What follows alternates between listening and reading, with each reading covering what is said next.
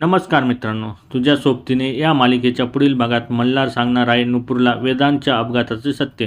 चला तर आपण जाणून घेऊया नक्की काय होणार आहे या मालिकेच्या पुढील भागात. नुपूर होळीच्या पूजेसाठी पूजेचं ताट घेऊन येते व ते खाली ठेवते. तितक्यात मल्हार तिथे येतो व बोलतो, मिस नुपूर प्लीज तिथेच थांबू नये का? कारण पुढे येऊन बोलण्याची हिंमत नाही आहे माझ्यात. मल्हार बोलतो, तारीख होती 15 जानेवारी 2025.